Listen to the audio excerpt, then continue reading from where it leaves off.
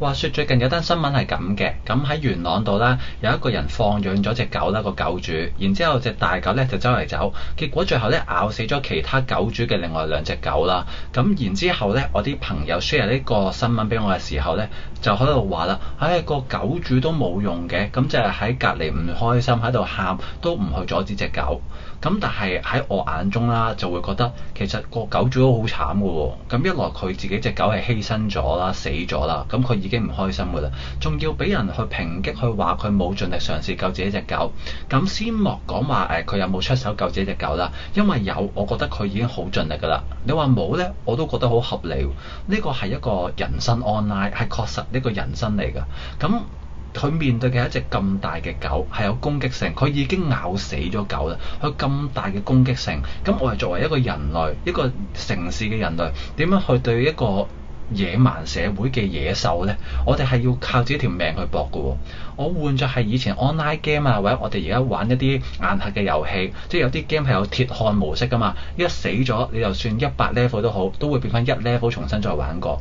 咁呢個時候我哋玩咩嘢都係要衡量個風險先去做嘅喎。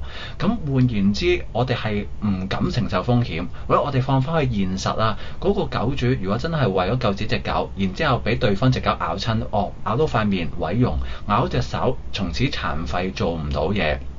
咁呢個風險又承唔承擔得到呢？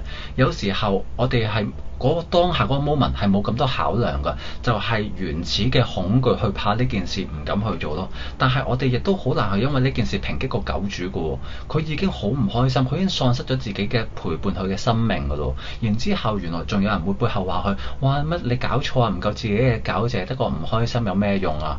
原來真係有啲咁嘅人喎，但係喺我眼中，我真係覺得個狗主已經係受害者，我哋無謂 blame the victim 啊，佢已經好慘㗎啦。而且作為一個人類，我都好明白佢嘅感受喎。就算換作係打機啊，我都未必敢去出手啦。呢個仲要唔係打機添喎，即係當呢個係打機係鐵漢模式，我當有個隊友俾人圍攻緊，我知佢應該九死一生㗎啦。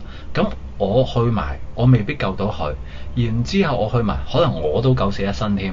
呢個係遊戲，我都要考量啦。更何況呢個係現實，仲有可能更長嘅考量喎。從此受傷、毀容，甚至係失去工作能力呢。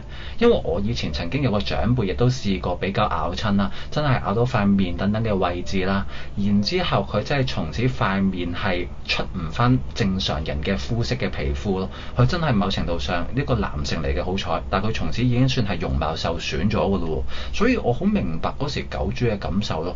我會希望大家可能睇個新聞嘅時候，可以再俾翻多啲同理心咯。即係有啲時候，可能你睇呢個新聞，你係局外人，甚至我當啦，你係案中人都好，可能你係好勇敢嘅，你真係好勇敢去拉開隻狗嗰啲人。但係麻煩都體諒下，唔係個個人都咁勇敢，每一個人個內心都唔同，有啲人係會退縮，係會驚㗎。但係有啲時候我哋就係唔體諒對方咯。呢種唔體諒好嘅就係我哋朋友之間 share， 個狗主唔知，但係亦都有啲網民係會將呢樣嘢放翻上網，狗主係有機會望到㗎。佢本身唔開心嘅情緒，再加埋你呢啲再落井下石嘅留言，佢只會更加唔開心，甚至可能佢都會自責㗎。係點解我當時唔敢做呢？我咁做完，可能我會救到我嗰個小生命呢。但係一來現實中冇咁多如果，二來我好想講嘅就係，其實佢就算盡咗力，可能只會結果更差㗎啫。大家不妨俾多啲同理心，反而去同情翻個狗主，去安慰下佢，支持下佢，俾佢抨擊佢話佢未盡力，我會覺得咁樣對件事情會更加好咯。